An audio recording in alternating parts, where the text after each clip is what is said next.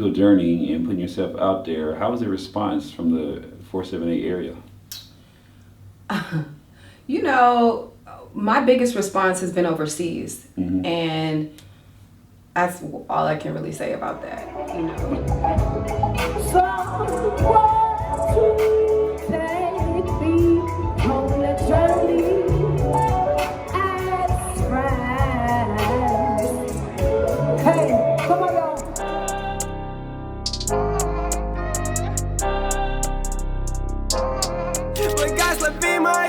Благослови наши руки, мы в поисках больших денег, мы в деле круглые сутки. Благослови That radio show, man, they everywhere. Благослови моих братьев, благослови моих братьев, благослови наши руки, мы в поисках больших денег, мы в деле круглые сутки. Благослови моих братьев, благослови моих братьев.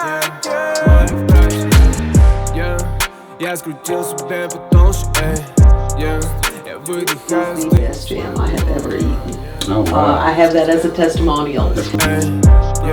И не играй со мной свою роль.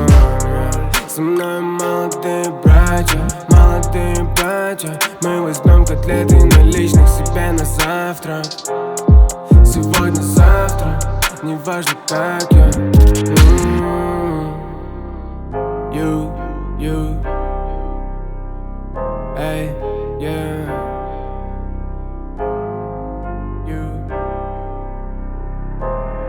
Благослови моих братьев, благослови наши руки, мы в поисках.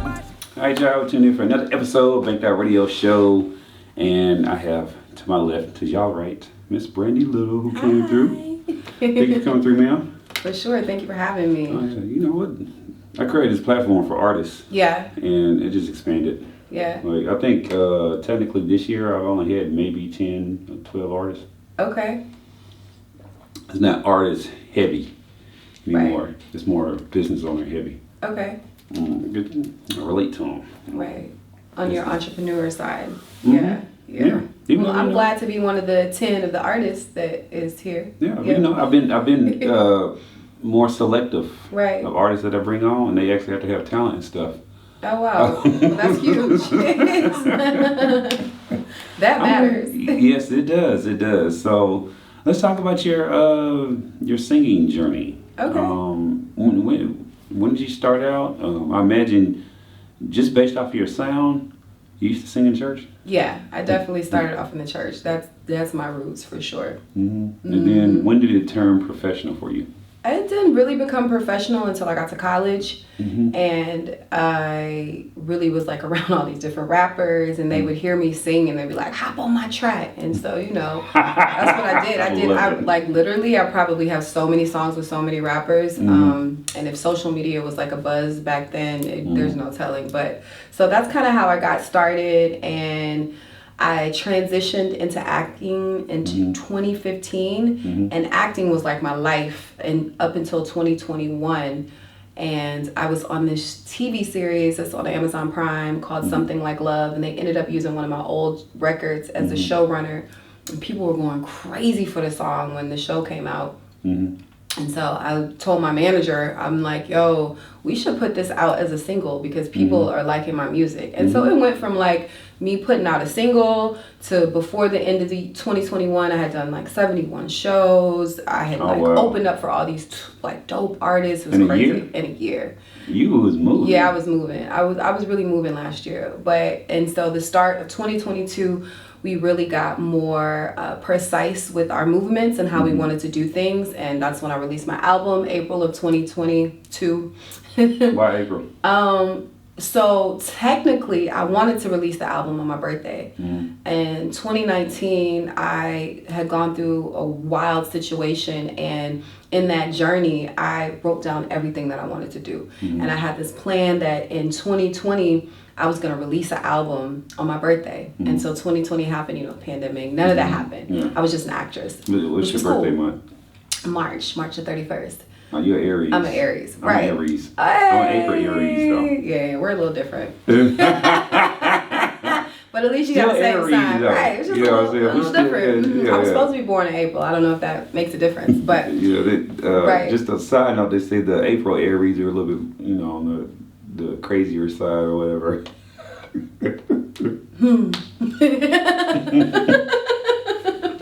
just gonna say,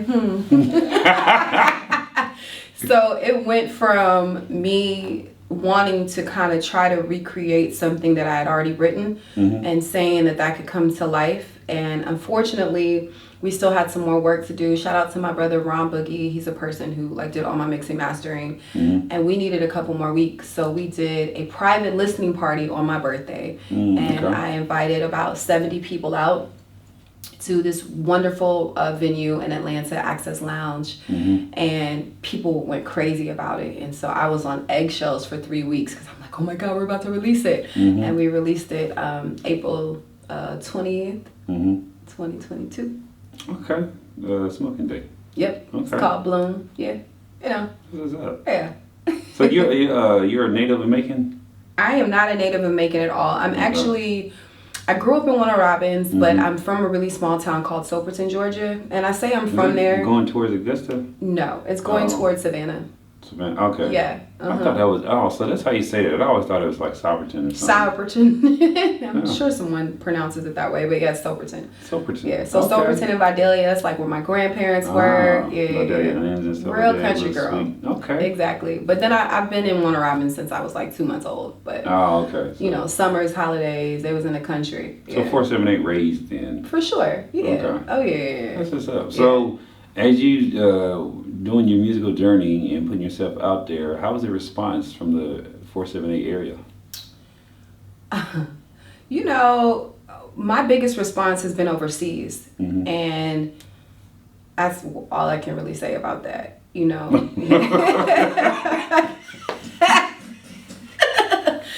So yeah, and so, but I rep home well, and I always Just love will. your PR responses. Yep, don't you? You're so trained. I'm so trained without any training.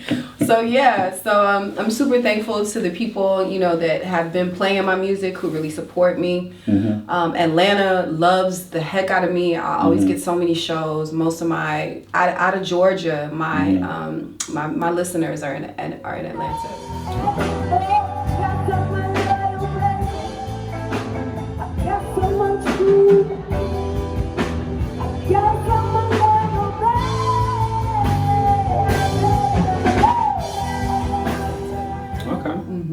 So is there plans like to go up there to where it'll be like easier to network and mingle and stuff like that? Well, I'm always there. I'm usually there like 2 to 3 times out of the week. It's just kind of my life. So I commute and I make it make sense for what I got going on. But it would be nice to have a permanent transition there. I heard it's a whole lot more expensive to live up there now. It is. It's completely night and day. Yeah. I used to, prior to becoming a full-time entrepreneur, I used to work at Norfolk Southern in Midtown. Okay. And I did that for 6.5 years. I traveled from Macon to Atlanta. And then I bought a house in Griffin to just ease the commute. But when I was up there, I was like, yeah, this shit is so overrated. Yeah. I'm originally from Nashville, Tennessee. Oh, I've heard so many great things about Nashville. Yeah, I'm like, it's dope or whatever. Like, I don't really care for it anymore, but I actually had a friend that just went to Nashville or whatever, and she posted it. I was like, oh, my hometown. She's like, man, it was so like, I was like, yeah, I get it or whatever because they're not from there. But being from there, knowing all about it or whatever, seeing how the city has changed, because every time I go back or whatever, I see something different or whatever. I just fell out of love with it. Right. Actually, I'm in love with Macon right now. Yeah. And actually the 478 area. I appreciate it being smaller but still big enough. I love the fact that, yes, it is a little behind on some things, but it's trying to catch up. Right. And the potential. For growth, right. It's so much talent and just, it's a lot of good things in Middle Georgia. I've never met as many talented people as I have in Middle Georgia, and most of the people that are like in Atlanta, they're not from Atlanta. So it's cool to see people who are all from the same community and see their talent. So, what's been the best thing that you've experienced so far in your career? Being like trending in the UK. Shout out to Herb Middleton, my brother. We have a record out called A Girl's Best Friend, which is on DJ Bigger's radio station right now in the UK. It's been number 8 on the charts for 2 months. It hasn't even been released in the United States. That's what's up. Right. And so just like I said, once again, all the love that I'm getting from the UK, like that for me, that's amazing. So that's probably been the highlight for me. So what's been like, to the opposite of that? What's been the suckiest thing you've had to experience? I had this huge festival in that same small place called Soperton, Georgia. Wait, oh, no, not that. That is hilarious. Disclaimer, I'm not talking about that. Okay. Spotify. Okay. Yeah, okay. Whew. So another festival that I was supposed to be in, this is the second year in a row, and I was so excited. I was going to be the first Black artist that they'd ever have grace their stage, and the day of the show, it just poured down raining. Oh, wow. And that just crushed me because we had like so many dope rehearsals. I had a dope band from Atlanta coming down. Like it was going to drive 3.5 hours just so that we could make it happen. We were like really excited about the show. And that's just kind of the ebbs and the flows of the industry because we don't always get what we want. And so in that moment I was crushed because I'd worked so hard to put on a great show for my hometown, my community, and it not coming to fruition, like that was hard for me. No, I definitely can understand that. So what do you like better? Do you like to perform, write, or record? What's your top? Or can you do I love 1, 2, 3? performing. Yeah, I love performing. Okay. I love recording, and then writing would definitely be like number 4. I would have to find something else that could be number 3. I'm a good writer, but like I overthink when I write, and so my whole entire album Bloom, I freestyled the whole album. Okay. So like when I write, sometimes I hinder myself from like really feeling it. So a friend of mine said yesterday, like when you write, you can hear your intelligence, but when you freestyle, you hear your soul. And so I like to bring the soul to the music. So okay. I like that. Where'd you go to school at? College or? Yeah. I went to Fort Valley State. I'm in Fort Valley. Are you really? Yeah, it's 2006. Yeah. Oh wow. Business, marketing. Okay, nice. Yeah. Yeah, I didn't know that. Yeah. Well, okay, so there's a reason why, Big That Radio Show is blue and gold. Exactly. Yeah, that makes sense. The Fort Valley State University. The Fort Valley. Okay, that's what's up. See, that makes me, you're Aries. I'm Aries. You're talented. Both went to Fort Valley. And both went to Fort Valley. You know what? Fort Valley. You're going to be my new favorite artist. Right. Then maybe 478 will be listening. They're gonna listen because it's gonna do what it do. Right. I think with that though, I think sometimes people put people in a box, and with you being a resident of Warner Robins, because I think you might know her, Marley Blue. I remember when she was Miss Tiffany. And I always show love and everything, but I think sometimes when you're from an area, people like to put you in a box because how they were introduced to you, and they don't want to leave room for growth. And when you start growing, it starts making them realize what they not doing with their life. So that's my theory. I ain't scientifically proven that or whatever. Right. But I think that's what it just is. Sometimes people just have like resentment for themselves, and they project it onto others. Because what I've noticed that a lot of transplant people will be way more supportive of stuff, and give people the opportunity to grow and to support them along the way than the hometown grown or whatever. Exactly. But I will guarantee you though, what? Go and have a hit and watch what it's like a national hit. Yeah. See what happens. Even a regional hit. It's definitely coming. But I know you've collaborated with a few artists around here that I know. Tell me about that process. Like, how do you determine who you want to collaborate with? And, are you, I don't know, is it like a certain standard or something like that? Well, not standard, but does it like have to fit your brand and all that? Yeah, and everything? for sure. It definitely has to fit my brand. Speaking of Marley Blue, I did a song with her when she was Miss Tiffany. I mean, we go way, way, way back. And Billy Slum. I did songs with him when he was just a rapper. Now he's a singer. We got a song out together. I like people. Yeah, I like your video. Yeah. I saw that. Oh, you like the video? Okay, cool. Yeah, I watched that. It's dope. Okay, so me and him have a relationship where we go like way back. Yeah. And I'm like, sorry, I'm not trying to like sidetrack the interview or whatever, Oh, but yeah. it took him like, you know, a good 2 years to like let me into his inner circle. But I get it though. Yeah. I get it though, because like I was knocking at his door like 2010 and stuff like that. I'm like, dude, you're so talented and everything. I'm like, man, I could work with you and blah blah blah or whatever. So I think we really started like, you know, 2011 was like the transition or whatever, from 2012 and on. Like I call him right now, whatever, like, you know, we'll joke with each other. We do skits with one another. When like he sends me a lot of his stuff before he releases it. Right. So I saw that video that Centrell shot with y'all, whatever, Right. and I told him what I thought about it. And I was like, man, this shit dope. And I even when he started the transition of singing, Right. and he was telling me like, man, I think I'm gonna do this and everything. I was like, okay, come on, let's go. So yeah, we do a lot of stuff. But anyway. So I basically just like to work with artists who kind of have the same vision as me. Mm-hmm. I feel like anybody who has a microphone in their hand or, you know, the opportunity to speak, Mm-hmm. you need to speak power through it. Mm-hmm. And so I'm not one to judge people on what it is that they put out. Mm-hmm. But I know that I want to like be on a positive spectrum because I have been on a negative spectrum of this life and I haven't always done things the right way. Mm-hmm. And so now I kind of pride myself in trying to like lead with positivity and love. Yeah. So I like that. I like the fact that you're honest in that though. What? The fact that you said you've done things that, you know, Oh negative, yeah. but now you Yeah. see what it is, and you know that's the area you can go.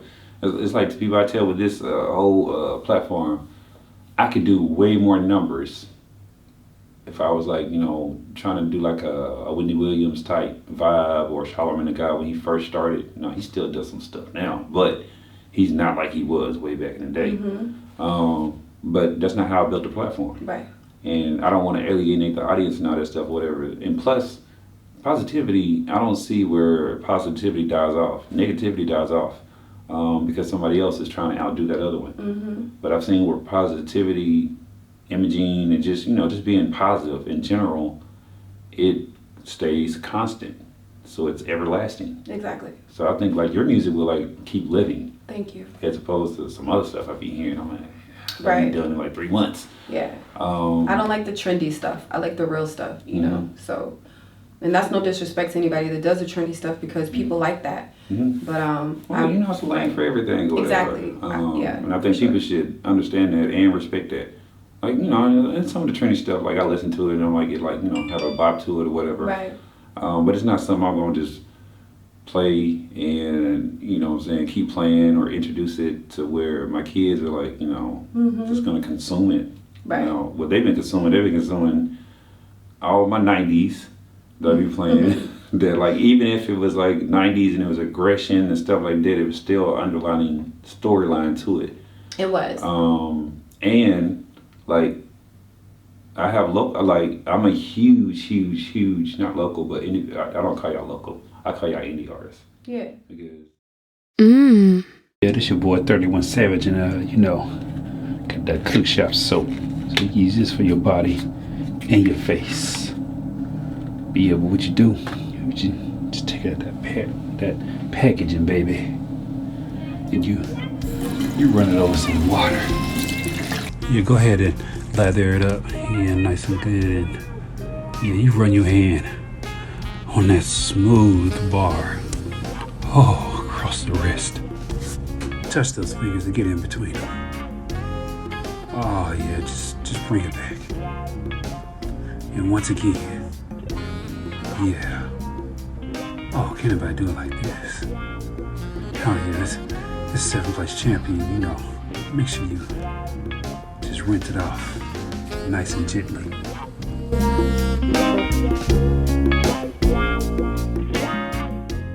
I don't call y'all indie. I mean, local. I don't call y'all local. One, I Right. think is a derogatory term. Right. I call y'all indie. Because I'm like, man, you're based out of like, you know, from Warner Robins, but you stream international. Right.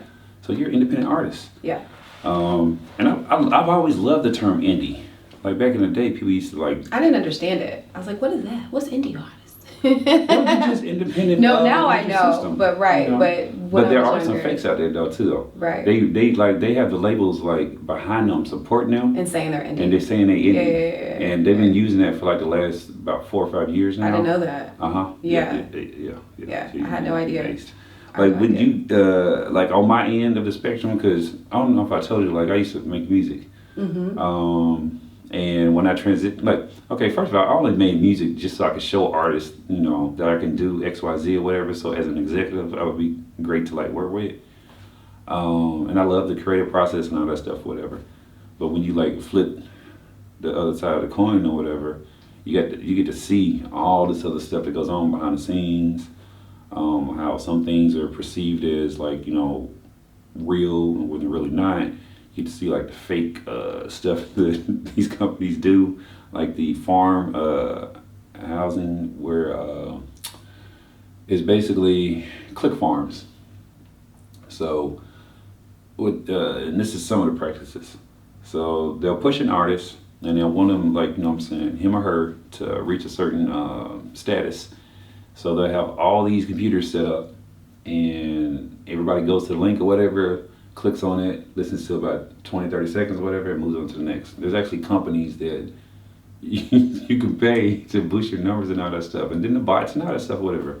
So like the system is actually really rigged, Right. and I don't think a lot of younger artists realize that. Mm-hmm. And then like the ones who feel like they have this gripe about not blowing up, yeah, it's just yeah. Yeah. I could talk about them all day or whatever. Only because like I don't get it. Like I knew what it was. Like this is music business, and the art form is only 10% of the industry. Right. So once you get past that, you got to learn business. And I think most creatives have a hard time of the business. Right. You know, because they're like, was it right brain thinkers? So I think your creativity, left brain, just logical. I definitely think like each artist needs to have a team behind them, because without my team, it would be hard for me to stay on track as well myself. My team kind of keeps me together with some of that more business aspect, and because sometimes as an artist, especially if you're working like as hard as me, I'm tired. So like if I'm doing 3 shows back to back, I need to come home and like crash like on the 4th day, and then I gotta get right back up on the 5th day and then do it all again. You know what I'm saying? So it's like sometimes time is so time consuming just being an artist, just producing art. So yeah. And then you're a woman artist too, so it's even more. Yeah. Because I already know that. Well, one, I love the fact that you're a singer, so you will forever have a career. Unlike, you know, rappers or whatever, because of the way that they're put out there as products. Now, I personally don't believe in throwing away artists and stuff like that, just because they get older. The older they get, the better they are. Right. I love them as like, you know, musicians and stuff like It's that. fine wine. Yeah. Exactly. You just continue to grow. But I do know statistically though, whatever, from like Right. 5 years Right. maybe. Right. Then they're replaced, especially within rap and hip hop. But with you singing though, I'm like, as long as you got your voice or whatever, you can always perform.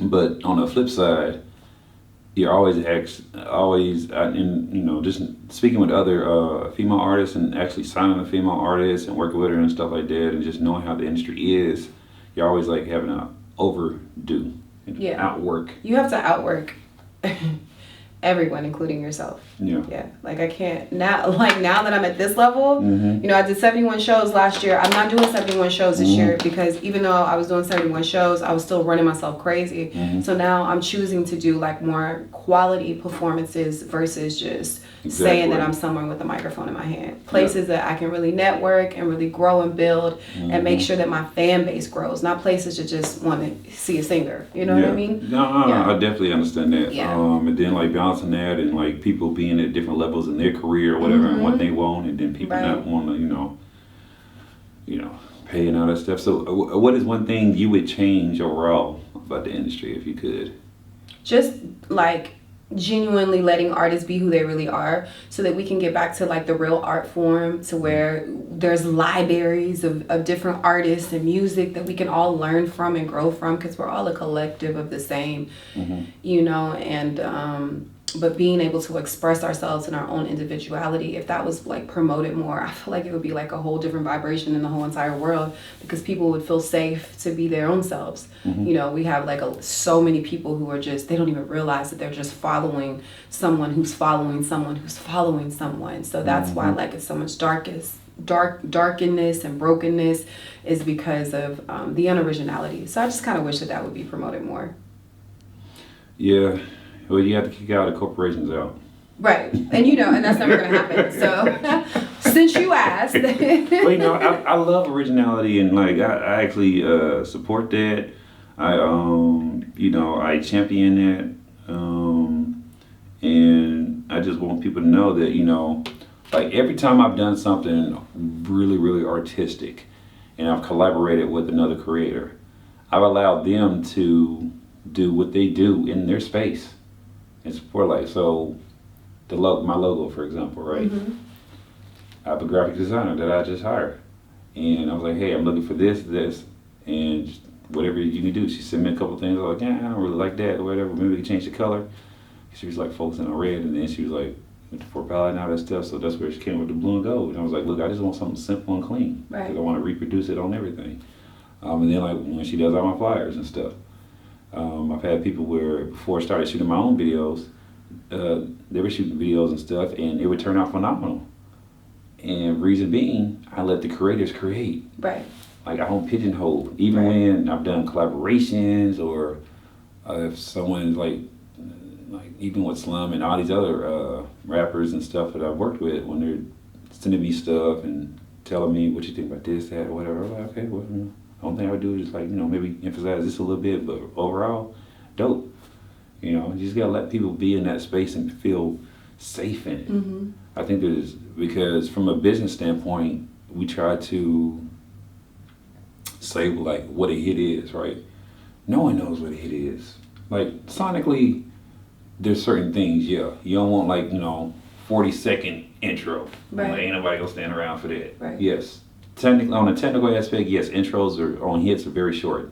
Like maybe 5 seconds or so, then it's getting into the song. But as far as how that song resonates with others, they determine the hit. The audience determines the hit. Not like, you know, we're going to push this out or whatever, and we're going to push it so much that people are going to just get programmed to listen to it, and then they'll respond to it eventually. Right. So I don't like that stuff. I like picking songs off of like albums that people necessarily wouldn't think would be a hit if it was promoted. I actually made money doing that a few times. Okay, cool. I used to put together CDs when I was working at Old Navy, and like I did two or three of them. I had like, what was it? I had Street Hits Volume 1, and then like Ecstasy in the Bedroom, or Tranquility in the Bedroom, something like that. And I know, like, for example, when Jimmy Foxx came out with his album Unpredictable, and before he released the other singles, well, J Records at the time, and when I went through that album, and it was only the one song that he had, the Unpredictable song, as a single, and I listened to the rest, I about picked every other hit that they were going to put out. And people were like, you know, I was like, look, I just know. I can hear it. And when I hear stuff, I'm not like biased towards it. Right. I listen and I think like, how will other people respond to this? But yeah, I think art should, like you said, shouldn't be restricted, should be expressed, and I think we all would, like, you know what I'm saying, benefit from that. Yeah, we would, as a collective, for sure. So what do you want to, like, you know, well, how do you want to end your, you know what I'm saying, your career this year, and how do you want to start it in 2023? I'm gonna end high, start high. You know, like they say, the ones who go hard in the fourth quarter, they really show out.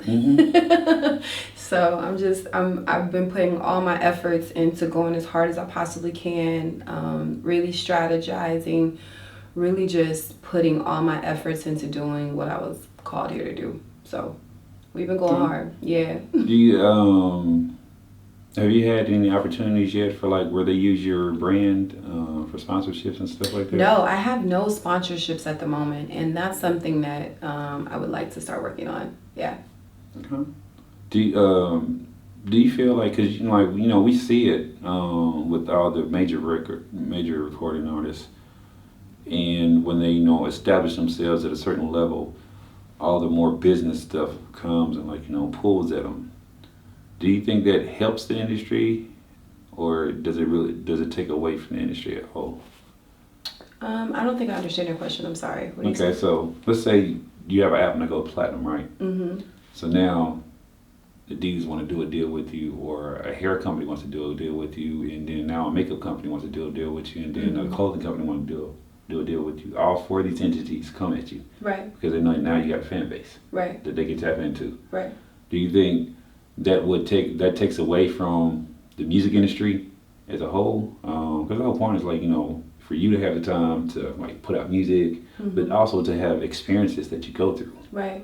And to me, I think those business opportunities sometimes hurt an artist in the music industry in general, because now instead of you focusing on what your follow-up going to be, or pushing that platinum album to, like, double platinum or triple platinum or whatever the case may be, and giving you that creative time and space for that, now you're focused on, okay, well, I got these deal obligations that I got to adhere to. I could definitely see it seeing it being, like, maybe a little overwhelming, but I think everything that we do as an entertainer is overwhelming. Like, there's never a time for peace. We're always working. So, you know, yeah. So I would actually love that. I think the only thing that would possibly take away from the creativity is just focusing too much on doing what the brand wants you to do, maybe, and not continuing to do what brought them to you in the first place. Yeah. So I think as long as you find the balance to be able to give the brand what it is that they need, and then for you to continue doing what it is that you've been doing, as long as you find the balance, I think I should be fine. Okay, that's what's up. How do you like social media, and when it applies, and how it applies to your career? So social media is tricky. I love it for the people that I'm able to connect with, especially, like, when I do shows and I gain supporters and we become friends. Like, I'm still at the level where I'm DMing my supporters. I'm like, what's up? You good? You know? But also it can be heavy. It's a lot of work. It's a lot to keep up. You gotta have your content. You gotta, you know, it's a lot. But that's what it was made to do. It was made to be a lot. So I'm not against social media, but once again, it's all about the balance, and you have to have that, especially as an artist, because you don't want to get, like, drawn down or you know, be like mad or angry because you're not, like, fitting a certain image. You just got to be comfortable with where you are and what you can create and what you can share with the world.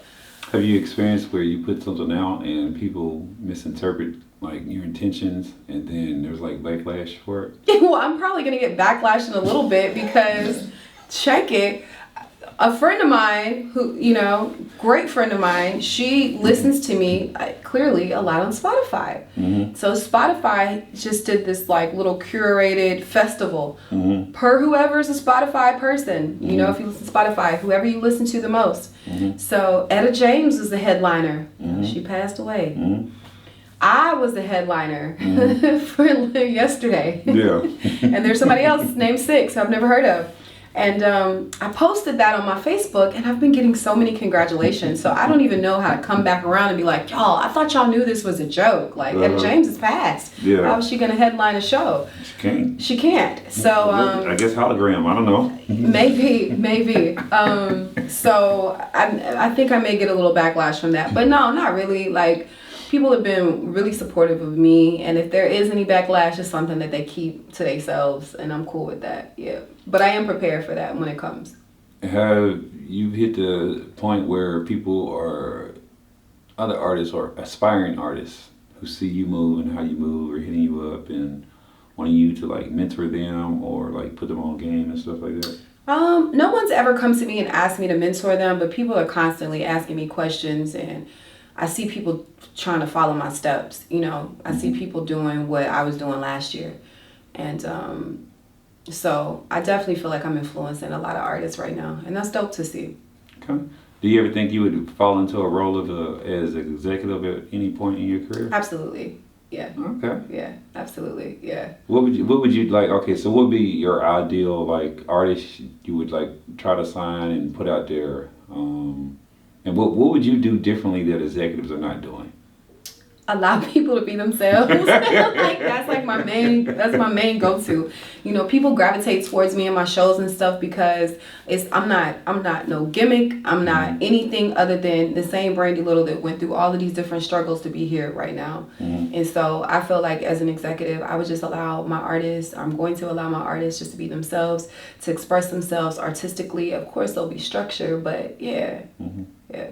Okay, that's what's up. I'm trying to think. So is there anything we haven't covered thus far? No, I think we've kind of talked about everything. I have a show December the 15th in Marietta at Club Lomi. It's free entry. Got hookah, $3 tacos, $7 Casamigos.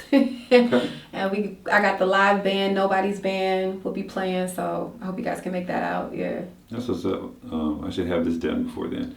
Well, if not, never mind. Well, you go. Hey, I don't know. Did I say December the 15th or November the 15th? No, December. Okay. No. Well, the reason I say that is because I have 10 interviews to edit. Right. This is number 11. Okay, yeah. So, yeah, I try to do them in order. Yeah. You know. Yeah, you it's should. a lot. You definitely should. You could just probably X that part out there. Yeah, that's funny. Just keep it in, you know. Or make it real. Right. Okay, so let people know how can they get in contact with you if they want to support, you know, and stream all that stuff. And, you know, what do they need to do if they want to collaborate with you? For sure. So my website is brandylittlemusic.com. Brandi is spelled with an I. My Instagram is brandylittle_. My YouTube is Brandi Little Music. You can basically find me everywhere just at Brandi Little. The name of my album is Bloom. We are charting in the UK, and you know, since this is 478 home base, let's start listening to Bloom, y'all. Y'all gonna like it. There you go. Y'all listen to Brandi. She, like I said, she's a dope, talented artist. I appreciate her music and sound. And y'all make sure y'all go and y'all support, stream. So and come to the show. Come to the show. Exactly. And yes. then blow her up or whatever. I'm sure she'll pull some other people and like bring all these resources back and stuff like that. Yeah. And then if you have not, go and download the Bank That Radio Show app, and also you can send those stars. Yay. I read about you